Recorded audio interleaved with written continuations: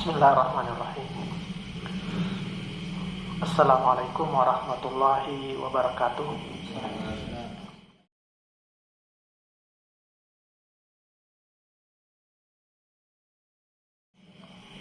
Alhamdulillahilladzi anzalal Qur'an hudan linnasi wa bayyinatin minal huda wal furqan. Asyhadu an la ilaha illallah wahdahu la syarikalah wa asyhadu anna Muhammadan abduhu wa rasuluh. Allahumma shalli wa sallim ala Muhammadin wa ala alihi wa sahbihi wa mawala amma ba'd. Alhamdulillah bihaulillahi wa quwwatih. Pada kesempatan ini kita melanjutkan kajian kitab Ta'wilul Amin lil Qur'anil Azim karya Muhammad Amin Syekhu, yang mana pada pertemuan sebelumnya telah dijelaskan terkait dengan al-isti'adzah, bahwa sebelum membaca Al-Quran, Allah Subhanahu wa Ta'ala memerintahkan kita untuk memohon perlindungan kepada Allah Subhanahu wa Ta'ala. Wa ba'da qaulika a'udzu billahi minasyaitonir rajim tastati'u an taqula bismillahirrahmanirrahim. Nah, setelah kita memohon perlindungan dari Allah Subhanahu wa Ta'ala, nah, sehingga telinga kita, kemudian mata kita sudah bersih dari penghalang, ya, dari bisikan-bisikan syaitan. Ya, syaitan di sini dalam artian yang menjauhkan manusia dari kebenaran, yang menjauhkan manusia dari Allah Subhanahu wa Ta'ala sebagai sumber dari segala kesempurnaan, segala kemuliaan. Nah, kemudian di sini baru kita membaca Bismillahirrahmanirrahim. Ayat pertama surah Al-Fatihah. Fama makna Bismillah. Nah, yang dijelaskan di sini adalah apa makna daripada Bismillah itu. Wama makna Ar-Rahman. Wama makna Ar-Rahim. Ini akan dijelaskan pada pertemuan kita saat sekarang ini. Dimulai dengan bismi, ya, bismi. Kalimatani, ini dua kata, alba dengan ismun. Ya, walifahmi makna bismillah. Nah, untuk memahami apa arti bismillah, ya, artinya dengan nama Allah. Nakulu ala wajhil mithal. Nah, kita memberikan perumpamaan. Ya, memberikan perumpamaan. Innal hakima indama yalfazul hukma. Ya, seorang hakim, nah, ketika dia mengucapkan atau membacakan suatu keputusan, suatu hukum, yaqulu bismil qanun, ya, atas nama undang-undang.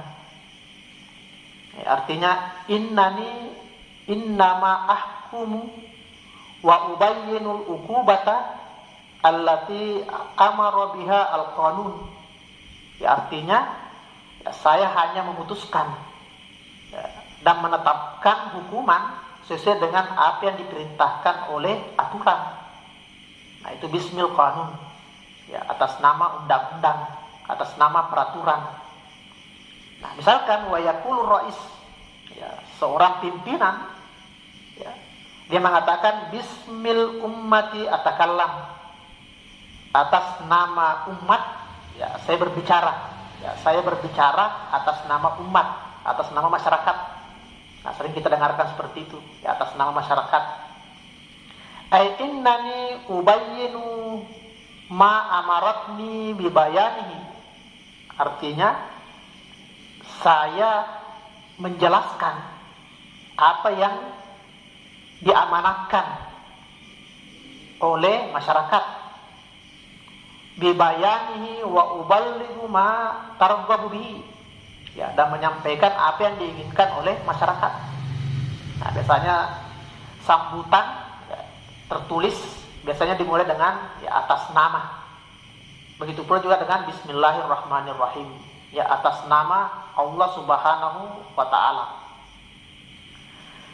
Fabinaan ala ma taqaddam, berdasarkan dengan apa yang dikemukakan di atas, yakunu makna qaulina bismillah.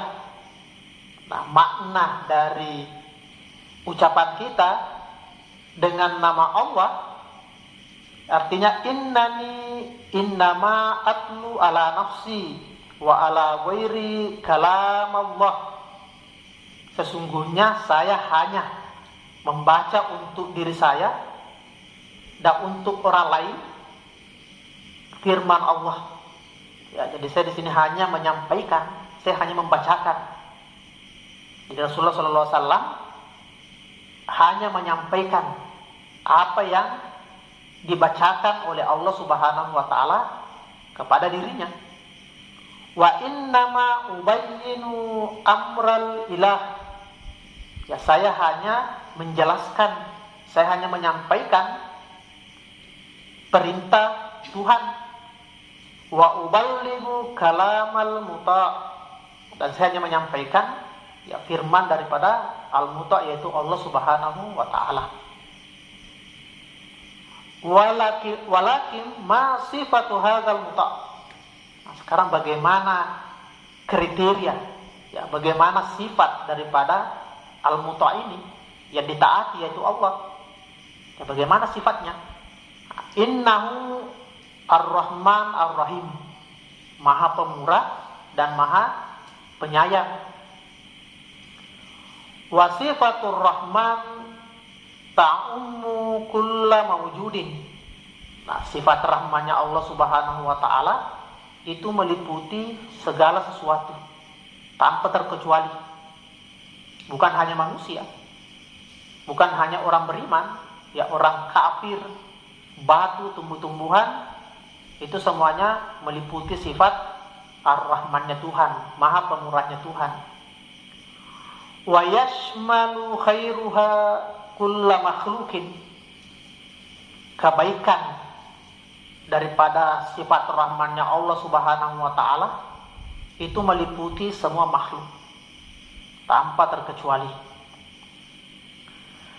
Kemudian war-Rahmanu, sifat rahmannya Allah Subhanahu wa taala, huwa al-mutafaddilu bisyifa ala jami'il makhluqat. Dengan sifat rahmannya Allah Subhanahu wa taala, maka Allah memberikan karunia, bisyifa, sifatnya kesembuhan, ala jami'il makhlukat, kepada semua makhlukat, memberikan kebaikan kepada semua makhluk melalui sifat ar-Rahmannya Tuhan.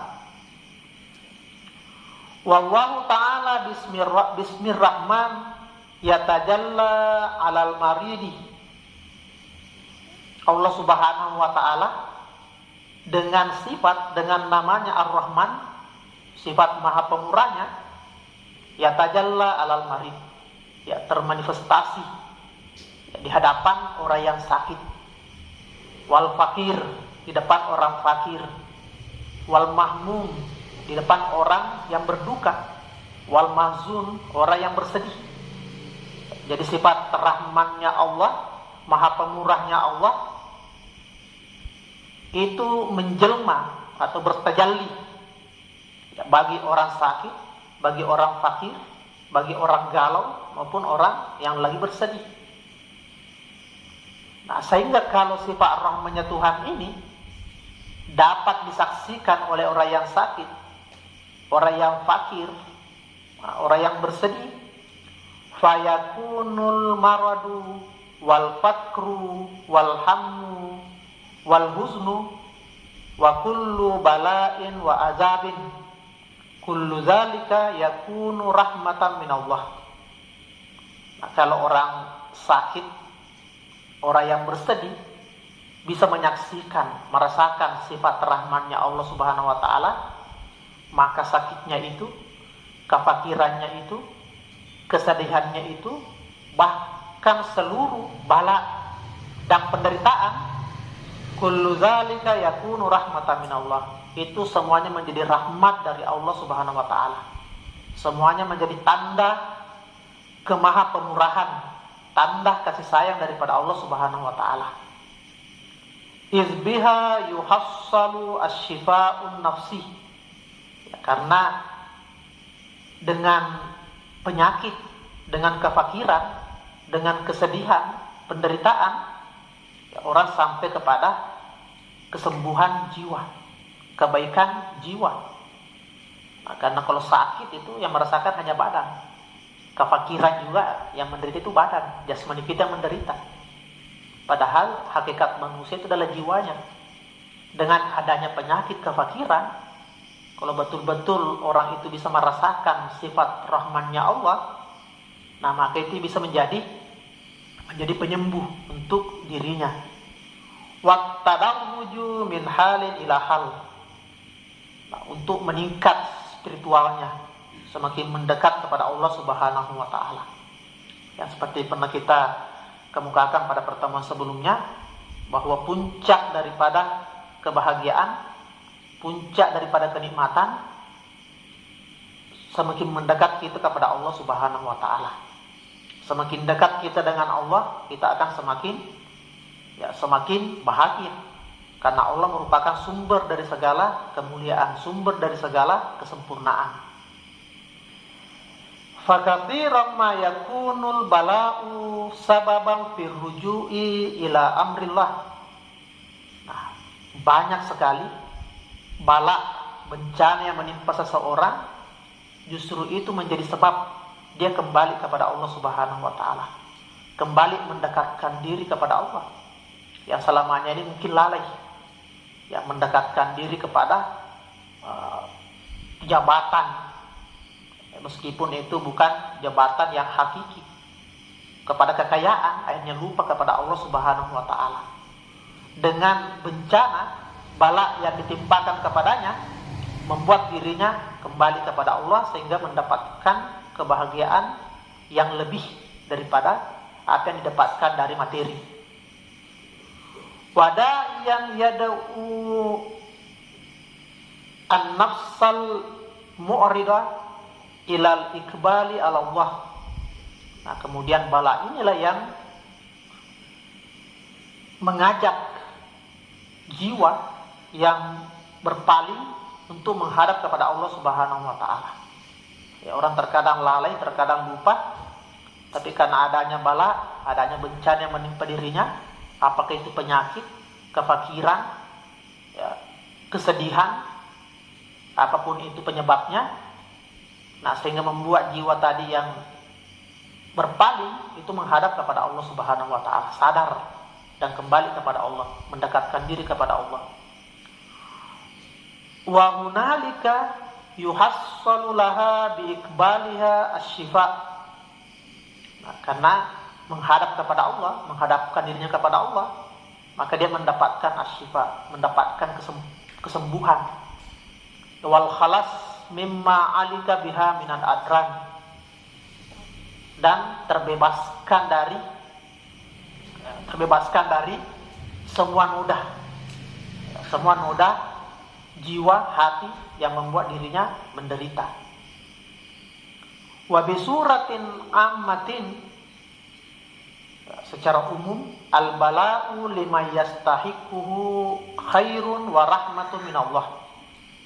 Nah, secara umum bahwa bala, ya, bagi siapa yang berhak untuk menerimanya, khairu wa rahmatun minallah, ini merupakan kebaikan dan rahmat dari Allah Subhanahu wa taala. Ya, jadi bala juga itu merupakan rahmat, kasih sayang daripada Allah Subhanahu wa taala. Karena Allah memiliki sifat Rahman, sifat Ar-Rahim.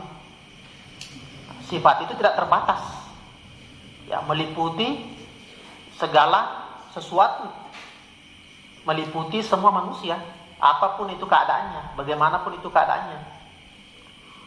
Wa huwa daiman ya'udu ala sahibihi bil khairat. Nah, bala itu selalu memberikan kebaikan-kebaikan kepada orang yang tertimpa bala itu. Kemudian fa bismir rahman ya'udul maradu alal maridi sihhatan. Nah, dengan nama Allah yang Maha Rahman, maka penyakit itu bagi orang yang sakit menjadi kesehatan. Ya, tadi penyakit, ternyata dengan sifat rahmannya Allah Subhanahu wa taala, justru penyakit itu menyehatkan. Apanya sehat? Jiwanya sehat. Memang fisiknya sakit, tetapi jiwanya justru sembuh dari penyakit-penyakit jiwa, penyakit-penyakit hati. Justru disitulah pusatnya penderitaan, di jiwa, ya bukan di badan, bukan di fisik. Wa yanqalibul faqru ginan. Nah, dengan sifat rahmannya Allah, maka kefakiran itu menjadi sebuah kekayaan. Ya, bisa jadi mungkin orang secara materi kurang, tetapi jiwanya sangat luas, sangat kaya. Sering kita dapatkan orang seperti itu. Maka yang paling penting adalah itu kaya hati, kaya jiwa. Nah, apa artinya orang banyak materinya, banyak hartanya, kalau jiwanya justru miskin? Wal ikhfaku najahan. Nah, kegagalan itu menjadi sebuah kesuksesan. Ya mungkin gagal untuk meraih cita-citanya, gagal menjadi sarjana, gagal menjadi PNS. Ya, tapi dengan sifat rahmannya Allah ini justru menjadi sebuah keberhasilan. Karena kegagalannya itu membuat dirinya sadar dan semakin dekat dengan Allah Subhanahu wa taala. Nah, dengan sifat rahmannya Allah, wal usru yusran, ya kesulitan itu menjadi mudah. Ini dengan sifat rahmannya Allah Subhanahu wa taala. Wa bismir rahman, ya dengan sifat rahmannya Allah, tatadarraju sairul makhlukat, ya, semua makhluk, hatta jamadat wal hayawanat, ya sampai benda-benda ya, yang tidak bernyawa, wal hayawanat, binatang-binatang, fi tazawwukil fadlil ilahi anan ba'da anin. Ini juga akan merasakan, akan mencicipi karunia daripada Allah Subhanahu wa taala setiap saat tanpa henti-hentinya.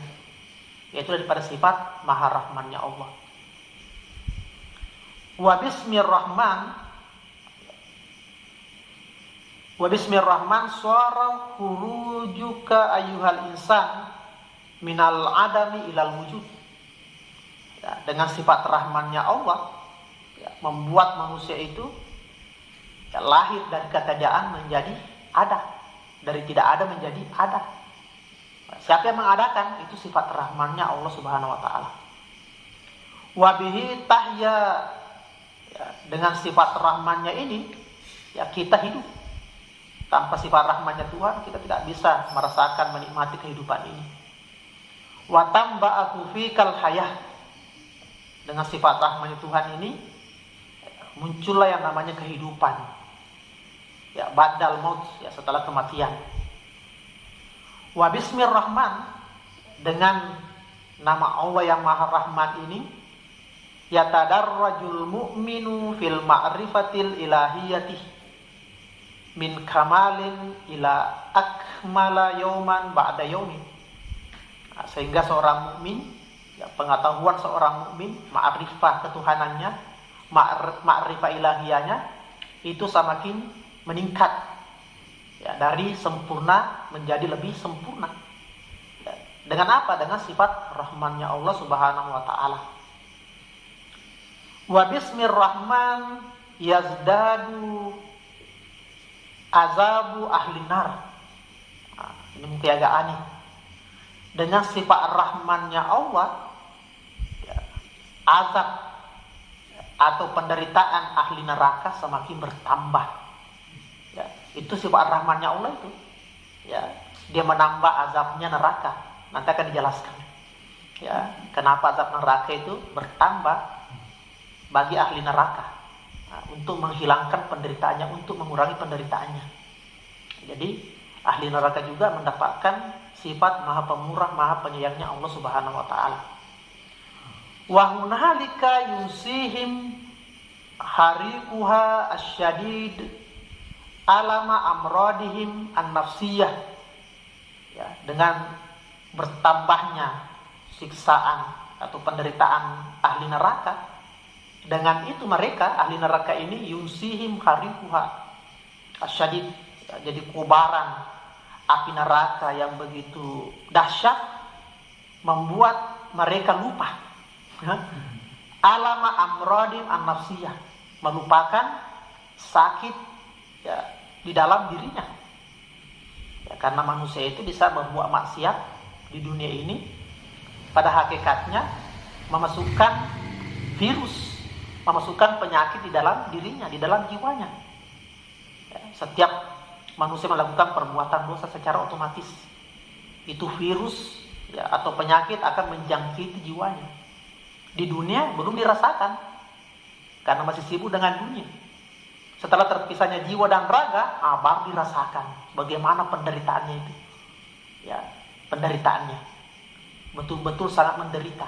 Ya, seperti orang yang badannya digurugoti oleh penyakit, ya, oleh virus, sangat menderita. Ya. Alama amradim anusiyah allati nasya'at bisababi sayrihim ma'ahawahum fid dunya. Nah, dari mana munculnya penyakit-penyakit hati, penyakit-penyakit jiwa itu muncul disebabkan karena mengikuti hawa nafsu selama di dunia.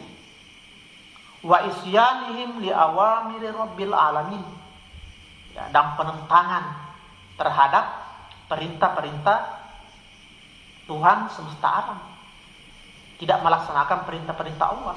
Akhirnya jiwanya itu, ya, penuh dengan penyakit, ya, yang sangat dahsyat sekali. Nah, biasanya orang yang kena penyakit seperti itu, ya, untuk mengurangi penderitaannya, nah, biasanya harus dimasukkan di rumah sakit. Ya, orang di rumah sakit itu diapakan di rumah sakit? Orang di rumah sakit ya disuntik, ya, disuntik, diberi minum obat, yang mana obat itu pahit, ya, dicengkukin dengan obat. Kalau orang tidak sakit tidak mungkin minum obat, tapi orang sakit dia akan minta obat, bagaimanapun pahitnya dia akan minum, ya, karena itu akan mengurangi penderitaannya. Ya, la sama Allah, sampai ada orang diamputasi badannya, diamputasi kakinya, diamputasi tangannya, ya, dia rela dengan itu, ya, dia bayar dokter, ya, setelah dioperasi dipotong kakinya, dibayar mahal, mengucapkan terima kasih kepada dokter, ya, terima kasih. Kenapa? Karena sudah mengurangi penderitaannya, ya, dengan cara itu dia tidak menderita lagi, berkurang penderitaannya. Nah, begitu pula hanya dengan Allah Subhanahu wa Ta'ala. Itulah filosofisnya neraka. Ya, jadi ini mungkin agak sulit karena dari SD, dari TK, ya, kita sudah diajari namanya neraka itu adalah pusat pembantaian, ya, tempat melampiaskan dendamnya Tuhan. Jadi seakan-akan bahwa neraka itu, makanya digambarkan itu penuh dengan alat-alat pertukangan, alat-alat penyiksaan. Pokoknya ada semua di situ, ya, tempat bakar sate dan lain sebagainya, ada semua, ya, digambarkan. Nah, di sini dari tafsir humanistik ini ada mengatakan bahwa neraka bukan seperti itu, ya. Neraka itu ibaratnya rumah sakit. Orang yang sakit di dunia dia cari apa? Dia cari rumah sakit. Ditawari antara hotel bintang 5 gratis dengan rumah sakit yang berbayar. Ya, dia pilih yang mana? Kalau orang sakit, dia pilih rumah sakit. Ya, ini disuruh tawarin pilihannya hotel bintang 5. Ini ada rumah sakit tidak berbintang, bayar lagi. Tapi kalau orang sakit, tetap dia akan pilih rumah sakit. Ya, karena dengan rumah sakit itu dia bisa mengurangi penderitaannya, bisa menyembuhkan penyakitnya. Ya, kalau masuk hotel, dia tidak bisa menikmati namanya hotel, semakin menderita. Nah, begitu pula juga halnya dengan nerakanya Allah Subhanahu wa Ta'ala. Nah, makanya semakin bertambahnya, ya, dengan sifat rahmannya Allah, ya, azabnya untuk ahli neraka semakin bertambah. Nah, itu mungkin kalau kita mendengar ini agak paradoks, agak kontradiksi. Ya, tapi setelah dijelaskan, nah betul. Ya, biasanya orang semakin semakin berat penyakitnya, ya tentu pengobatannya juga semakin ekstrim. Nah, tadi saya katakan sampai harus dipotong kakinya, diamputasi, ya macam-macam lagi sampai ada orang harus bertahun-tahun cuci darah dan lain sebagainya. Itu kan penderitaan. Tapi kenapa orang memilih itu? Ya demi untuk mengurangi penderitaannya. Nah, sama dengan siksa Allah di neraka. Ya, dengan dibakarnya di neraka itu, justru itulah yang membuat penyakit jiwanya yang diakibatkan oleh hawa nafsu semakin berkurang. Ya, mungkin bisa jadi minta, ya, tambah lagi apinya, tambah lagi apinya, itu kurang. Ya, sama orang kalau biasa dipijit itu, wah ini kurang keras ini. Ya, pada namanya dipijit itu kan sakit. Tapi terkadang karena saking sakitnya badannya, otot-ototnya itu minta supaya ini harus perlu dipukul-pukul. Ya, tidak cukup pakai tangan, pakai kayu. Ya, kenapa? Kan untuk mengurangi penderitaannya.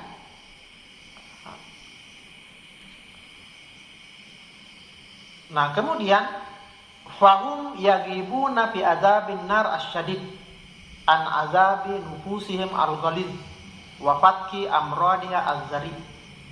Nah, maka dengan azab neraka ya, yang begitu dahsyat sehingga dia tidak merasakan lagi penderitaan jiwanya yang diakibatkan oleh maksiat, ya, oleh dosa-dosa yang dilakukan. Jadi maksiat yang dilakukan itu besar, langsung ada pengaruhnya terhadap jiwa kita. Ya, mungkin selama ini kita memahami, ya, kalau orang berbuat baik, ya, nanti ditulis pahalanya. Ya, berbuat dosa, ditulis dosanya. Ya, kayak menulis ada bukunya. Ya, nanti di akhirat ditimbang. Ya, dengan timbangan yang tidak digital. Kayak bayangan seperti itu. Itu juga tidak salah untuk memahamkan mengenai masalah hisab. Ya, orang yang hidup di Jazirah Al-Arabia 1400 tahun yang lalu. Ya, intinya bahwa ada semua amal itu ada semua efeknya. Itu yang disampaikan bahwa semua perbuatan itu baik atau buruk, semua berefek kepada diri manusia. Nah, itu yang ingin dijelaskan. Nah, cuma cara menjelaskannya ya, sesuai dengan tingkat berpikir masyarakat pada saat itu. Nah, tentu sekarang juga pola berpikir seperti itu harus dirubah, ya, sesuai dengan perkembangan pemikiran manusia pada saat sekarang ini.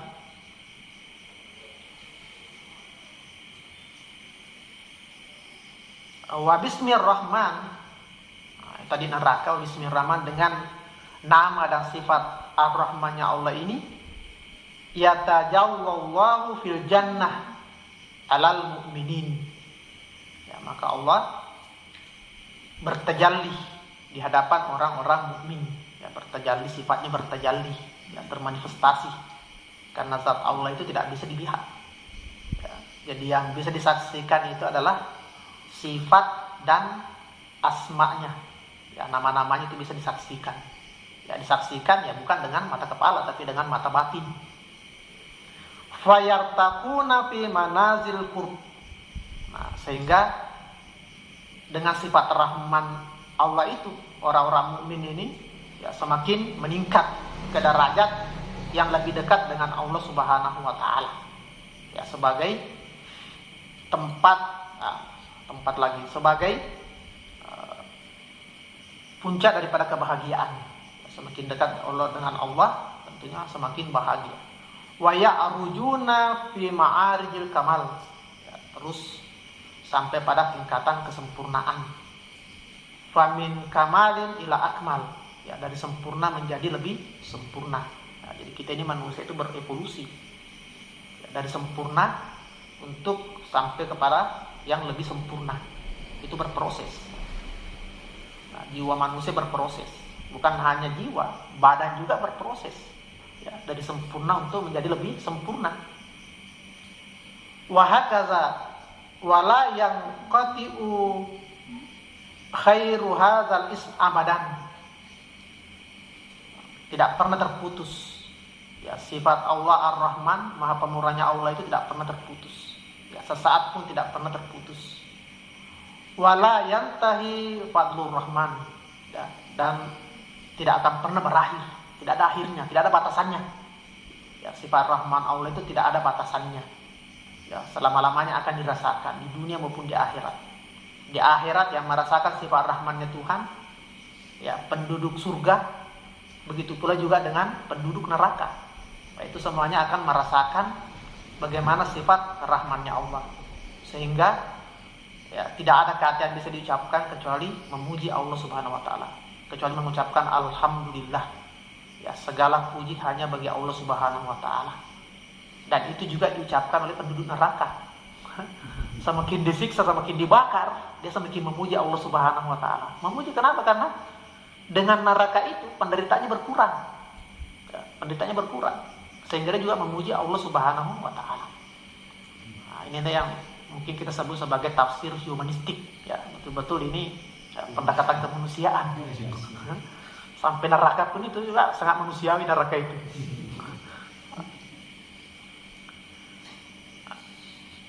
Nah, kemudian Farrahmanu izan huwa al-mutajalli ala ibadi birrahmah.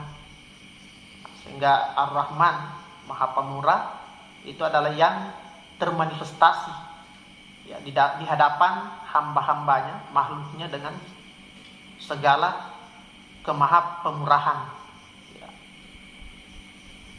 Wa dzalika laisa khassan bi ahli taati minal mu'minin. Nah, sifat Rahman ini bukan hanya khusus untuk orang mukmin yang taat. Fal khalqu jami'an ya, tashmaluhum rahmatuhu ta'ala. Semua makhluk tanpa terkecuali ya, semuanya berada di dalam rahmat yang maha pemurah Allah Subhanahu wa taala. Bima yunasibu fid dunya wal akhirah. Ya, sesuai dengan kehidupan di dunia maupun di akhirat. Sesuai dengan kehidupannya di dunia maupun di akhirat. Fataral mu'minina fil jannati yatamatta'una bima a'adda lahum rabbuhum wa bima yatanasabu ma'ahalihim minan na'imil mukim. Orang mukmin di surga yatamatta'una, dia menikmati apa yang disiapkan oleh Allah Subhanahu wa taala, apa yang disiapkan oleh Tuhannya sesuai dengan ya, kondisi dirinya. Ya, jadi nikmatnya itu tentu disesuaikan dengan amal-amalnya, dengan keadaannya. Ya, karena nikmat juga kalau tidak sesuai dengan orang yang menerima nikmat itu, ya, tentunya juga bukan menjadi suatu kenikmatan, ya menjadi sebuah penderitaan. Ya, misalkan kita sekarang tiba-tiba mendapatkan uang 1 triliun, itu penderitaan untuk kita. Yang selama hidup miskin, tiba-tiba 1 triliun, nah, saya rasa kita ini pikiran kita jadi tidak sehat lagi. Ya. Makanya harus disesuaikan. Makanya dikatakan bahwa surga juga itu bertingkat-tingkat. Ya, sesuai dengan kapasitas seseorang. Karena orang kalau dia mendapat level yang lebih tinggi, padahal ya, kesiapan dirinya tidak seperti itu, dia juga tidak bisa menikmati ya, yang namanya surga. Watarat kuffara finnari, dan juga kita melihat orang-orang kafir. Nanti akan dijelaskan apa yang dimaksud dengan kafir di neraka. Yudawawna ala ma fihim min amradin bima yunasibuhum min azabil jahim. Nah, orang-orang kafir di neraka ya, juga mereka diobati. Maksud neraka itu adalah obat rumah sakit. Bima fihim min amradin, jadi penyakit-penyakitnya itu diobati. Bima yunasibuhum min azabil jahim, ya, yang sesuai dengan ya, kebutuhannya. Makanya neraka juga bertingkat-tingkat. Ya, ada orang yang perlu saja dibakar, sudah selesai. Ada orang tidak cukup dengan dibakar, ya, sama dengan orang yang sakit. Ada orang sakit cuma diberikan obat pahit, nah, itu sudah berkurang sakitnya, sudah sembuh. Ya, ada orang tidak bisa dengan cara seperti itu. Pokoknya ini harus diamputasi kakinya, diamputasi tangannya, ya, diambil ginjalnya satu dan lain sebagainya untuk mengurangi penyakitnya. Begitu pula halnya dengan penyakit-penyakit jiwa di neraka. Jadi siksaan neraka sesuai dengan kebutuhan. Ya, bukan berarti Allah itu sangat dendam. Nah, ini orang cuma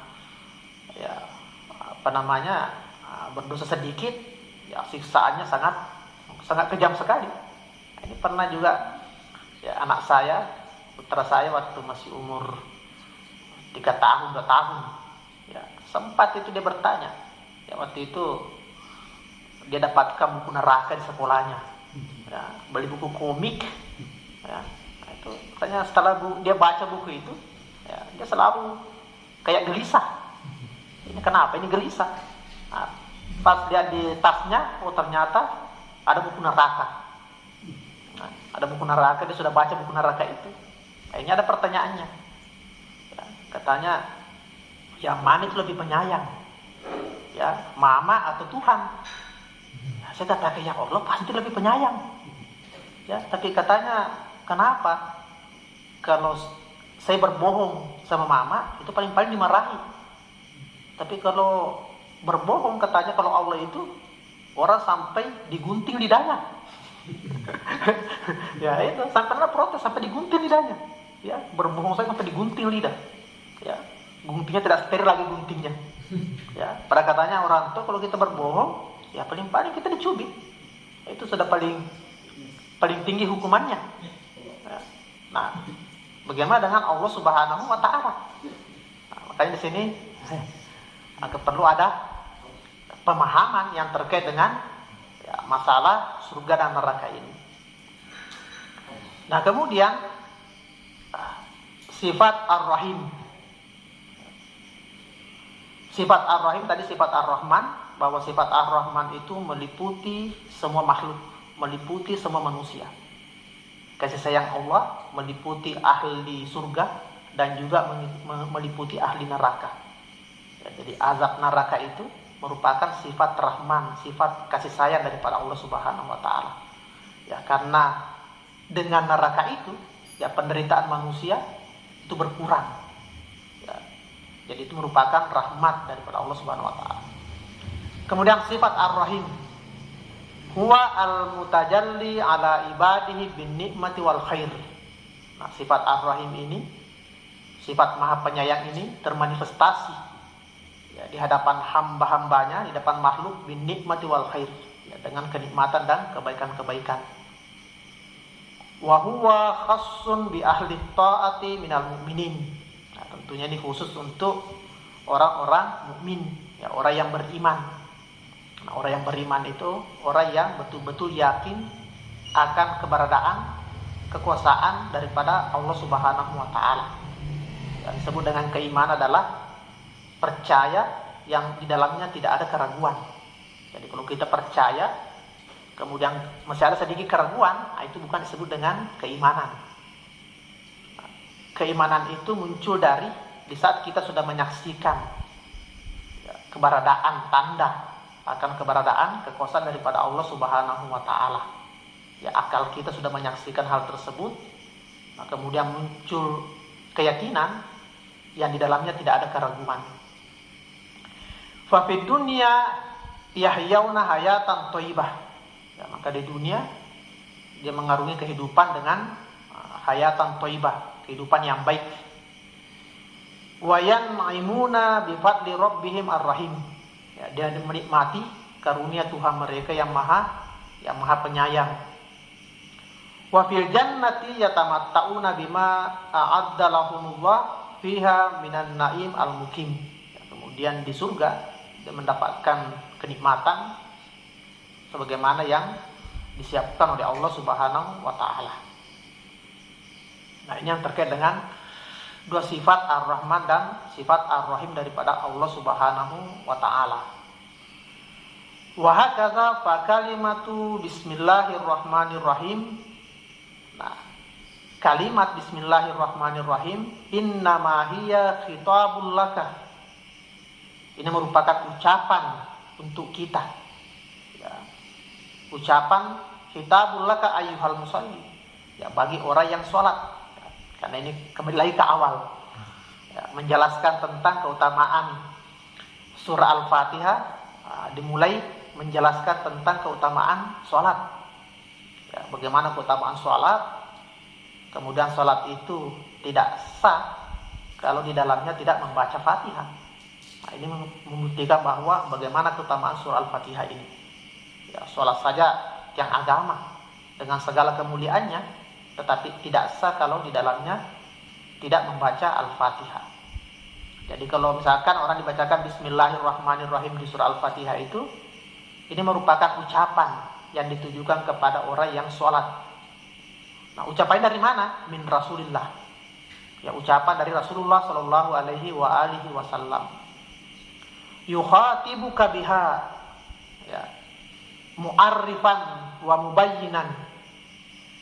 Rasulullah mengucapkan Bismillahirrahmanirrahim, menyampaikan kepada kita, membacakan kepada kita, mu'arrifan, sambil memperkenalkan, menjelaskan, annahu inna ma yatlu alaika ma yatluhu bismillah wa al lisanillah, bahwa annahu inna ma yatlu alaik, bahwa beliau Rasulullah sallallahu alaihi wasallam membacakan kepada kita, ya, ma yatluhu bismillah wa al lisanillah, ya, dari Allah Subhanahu wa taala.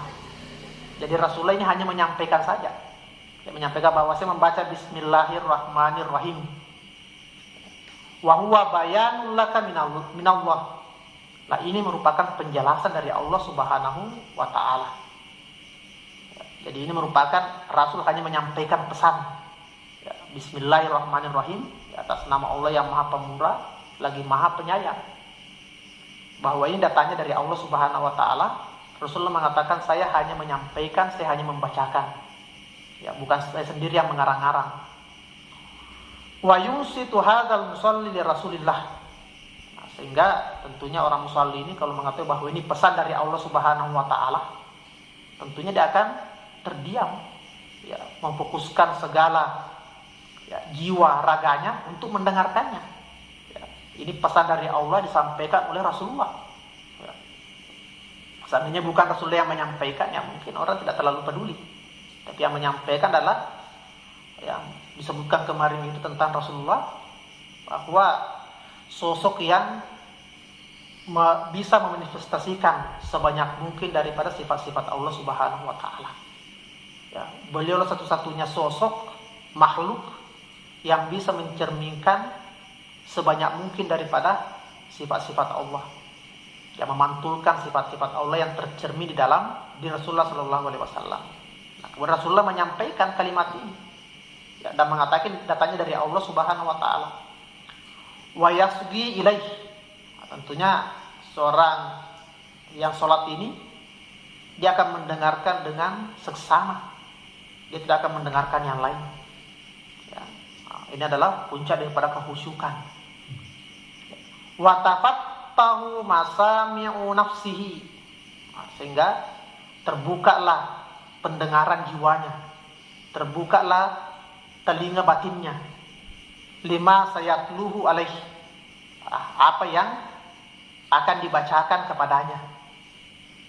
Faiza bihi sallallahu alaihi wasallam, nah, kemudian Rasulullah sallallahu alaihi wasallam yatlu kalamallahi qailan, nah, membacakan firman Allah Subhanahu wa taala, alhamdulillahi rabbil alamin. Ya, yaitu bismillahirrahmanirrahim ibaratnya kop surat, ya, atas nama Allah. Itu kop suratnya itu untuk membuktikan bahwa ini datanya benar-benar dari Allah Subhanahu wa taala. Kemudian apa isi pesannya? Alhamdulillahi rabbil alamin arrahmanirrahim maliki yaumiddin. Tusaddiqu Rasulullah sallallahu alaihi wasallam bima yaqul. Tentunya kita percaya dengan apa yang dibacakan Rasulullah sallallahu alaihi wasallam kepada kita. Nah, karena kita percaya apa yang dikatakan Rasulullah sallallahu alaihi wasallam, nah kemudian kita mengucapkan iyyaka na'budu wa iyyaka nasta'in. Ya, hanya kepadamu kami menyembah dan hanya kepadamu kami memohon pertolongan. Nah, ini kenapa menggunakan kata-kata na'budu, ya, menggunakan kata-kata kami. Ya, di tafsir yang lain ya na'budu itu katanya nih selalu bentuk tarbiyah pendidikan ya, bahwa kita ini jangan egois ya, kita harus sama-sama. Tapi kalau di sini penafsirnya mengatakan na'budu di sini ya saya dan Rasulullah ya, jadi berdua ya, na'budu ya kami, maksudnya kami di sini adalah orang yang sholat dengan Rasulullah. Itu mengucapkan iyyaka na'budu wa iyyaka nasta'in. Ya, sama-sama mengucapkan ya, kepada Allah Subhanahu wa taala. Artinya bima'iyyatika ya Rasulullah. Ya, bersamamu wahai Rasulullah. Nadkhulu 'alallahi muti'ina lahu. Ya, kita menghadap kepada Allah Subhanahu wa taala, kita taat kepada Allah. Fatu'ahidu rabbaka. Nah, di sini kita berjanji kepada Allah ya, berjanji kepada Tuhan. Wa anta bima'iyyati rasulihil karim ya, sedangkan kita bersama dengan Rasulullah ya, karena tidak mungkin kita bisa menghadap kepada Allah tanpa bersama dengan Rasulullah ya. Rasulullah adalah utusan Allah ya, hujah Allah. Nah, kita mau menghadap saja ke bupati ya tentunya harus melalui asistennya, tidak bisa kita langsung datang ketuk-ketuk pintu langsung ketemu. Nah, pasti di situ dia sudah ada memang yang ditugaskan. Bagaimana dengan Allah Subhanahu wa taala? Bima'iyyati Rasulullah sallallahu karim ala antakuna abdan muti'an. Ya, jadi kita berjanji ya, bersumpah setia di hadapan Allah Subhanahu wa taala bersama dengan Rasulullah antakuna abdan muti'an, untuk menjadi hamba yang taat. Muti'allahu wa tatlubul ma'unata minhu ta'ala, dan memohon pertolongan hanya kepada Allah. Ya. Indaha yaqulu Rasulullah sallallahu alaihi wasallam ya wa anta ma'ahu. Nah, kemudian Rasulullah berkata ya, membaca sedangkan kita bersama dengan Rasulullah. Ihdinas siratal mustaqim. Tunjukkanlah kami jalan yang lurus. Yang mengucapkan siapa? Itu Rasulullah sallallahu alaihi wasallam. Kalau tadi iyyaka na'budu wa iyyaka nasta'in, nah orang yang sholat yang mengucapkan itu. Jadi kalau mengatakan ihdinas siratal mustaqim, nah ini ya, kita membayangkan bahwa Rasulullah yang membacakan itu. Ya, cuma kita yang melafadzkan. Ya, tapi kita meyakini bahwa Rasulullah yang membacakan itu. Nah, ini juga salah satu bentuk keunikan daripada tafsir ini. Ya, memang kita mencari tafsir-tafsir yang unik.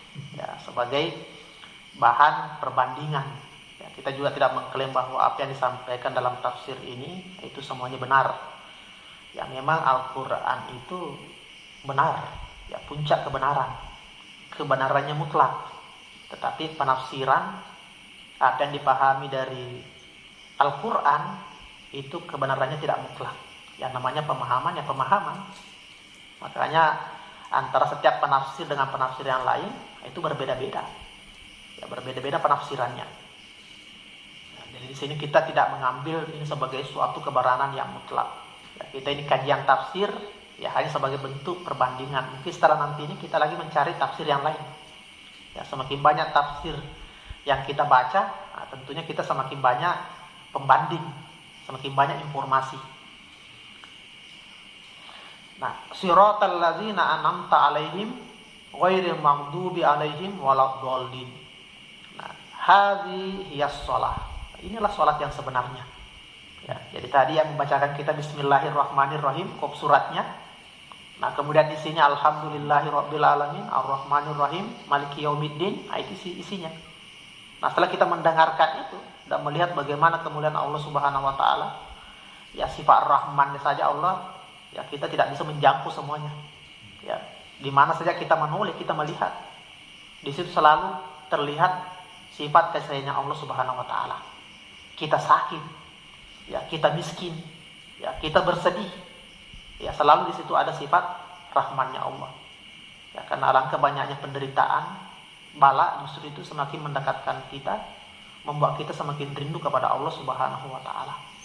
Jadi Ar-Rahman Ar-Rahim saja itu sudah ya, kita tidak bisa lagi ya berkata-kata. Nah, Ar-Rahman kemudian Ar-Rahim, kemudian maliki yaumiddin, dan seterusnya.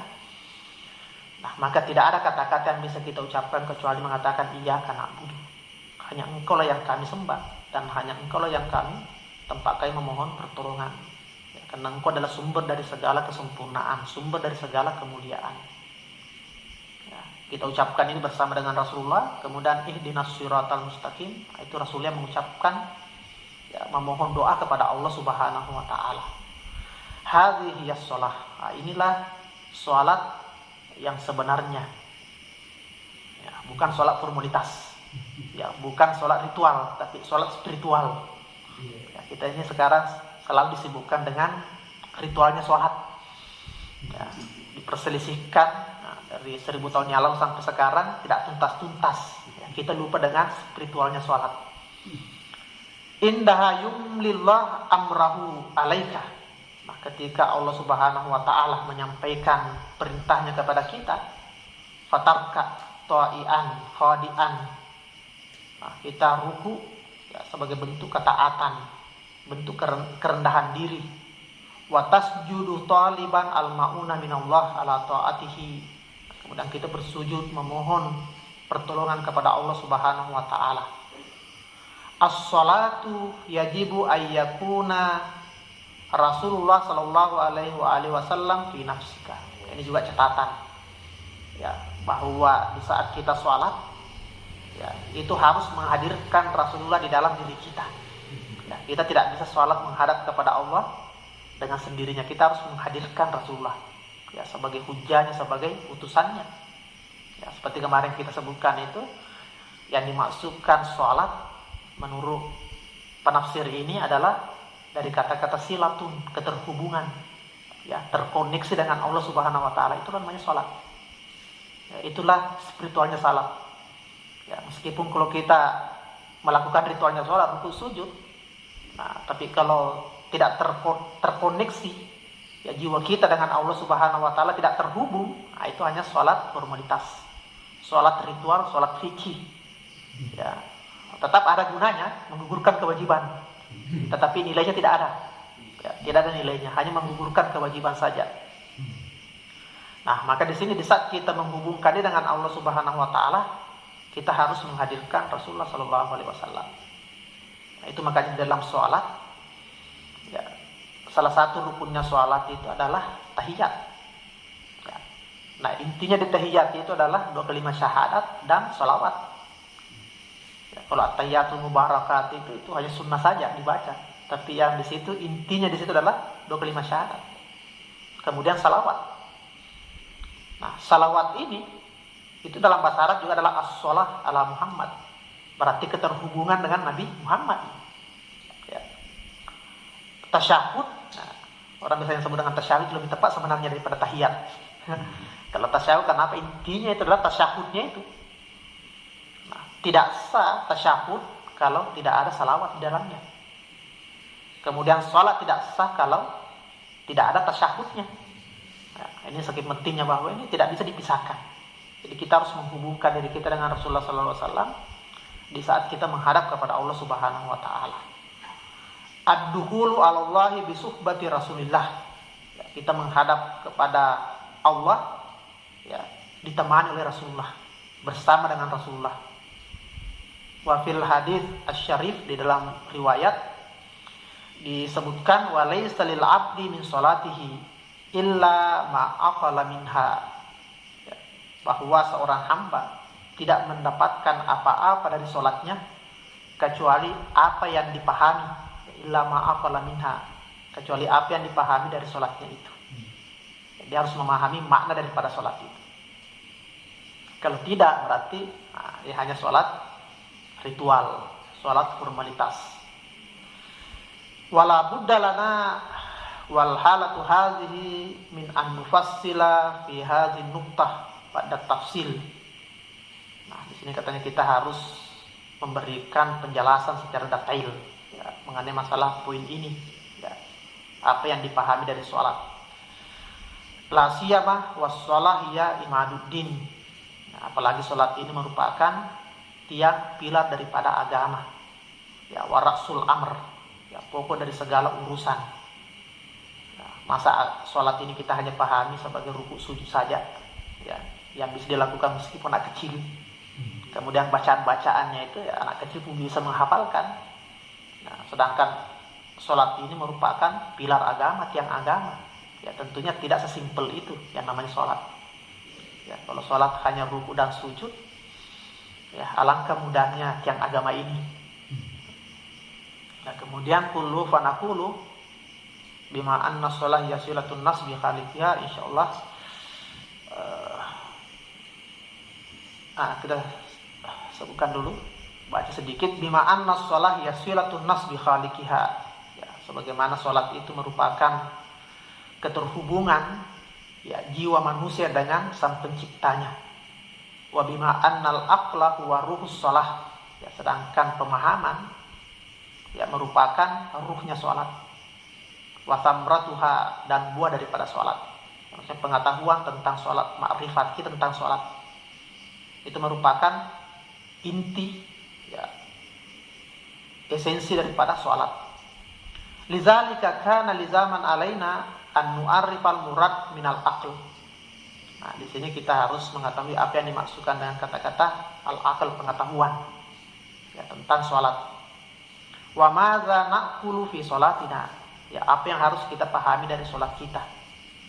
Ya, wal usul al-wajib ittiba'uha, kemudian apa yang harus diikuti hatta nasila ilal aql, ya, untuk sampai kepada ma'rifat, ya, ma'rifat tentang sholat. Nah, kemudian mulai menjelaskan tentang apa yang dimaksud dengan al-aql, ya, bukan akal yang sering kita dengar, ya, akal di sini diartikan dengan pemahaman. Wassallallahu ala Muhammad wa ali Muhammad. Assalamualaikum warahmatullahi wabarakatuh. Waalaikumsalam warahmatullahi